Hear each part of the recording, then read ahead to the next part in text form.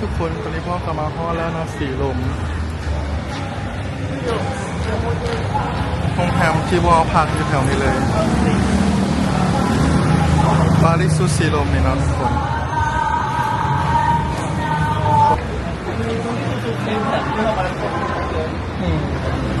เราให้เขาได้40 ทุกคนโรงแรมที่พ่อเคยพักทุกคนตอนปีกายนะพวกเขาก็เคยมาโรงแรมตัวนี้เนาะเดือนป้านเดือน11ตอนนี้พ่อกลับมาอีกตอนนี้กำลังทำการเช็คอิน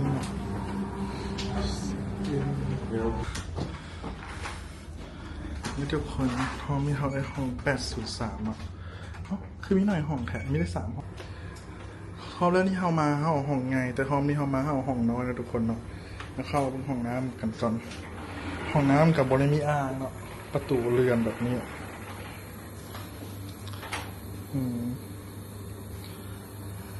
แต่เราจะเป็นบนห้องแบบนี้อาบน้ำเนาะ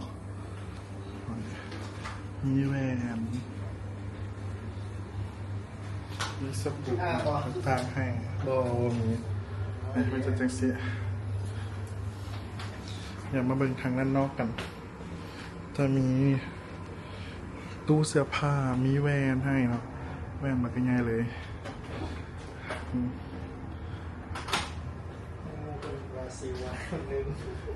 งามอยู่ด้านนอกทุกคนห้องเป็นห้องเตียงเดี่ยวมีอันนี้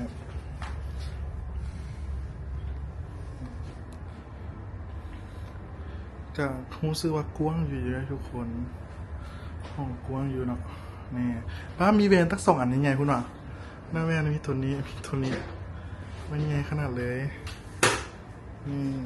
ถ้ามันเกิดแล้วครับนี้ก็เราไปสวยๆตัวอย่างแต่ใครจะตัดสินใจเนาะใช่ไหมเป็นมีอันไดเป่าผมน้ำดื่มให้มีโทรทัศน์นะทุกคนแล้วก็มีอย่างตู้เย็นอยู่ในพี่มีกาต้มน้ำพร้อม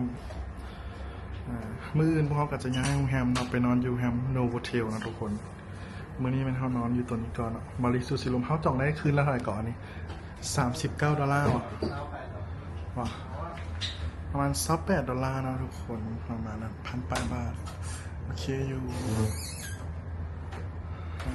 มีแว่นบักใหญ่ให้เบิ่งเลยนะป้าแบบสวย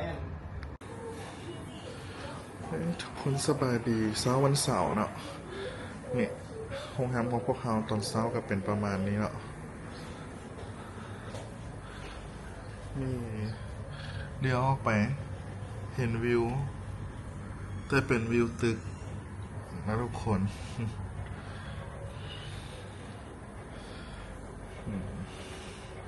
เมื่อคืนนี้ก็นอนหลับสบายอยู่เนาะ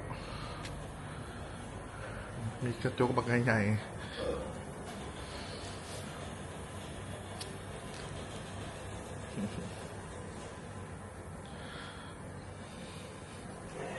โรงแรมบริสุทธิ์สีลมนะตัวนี้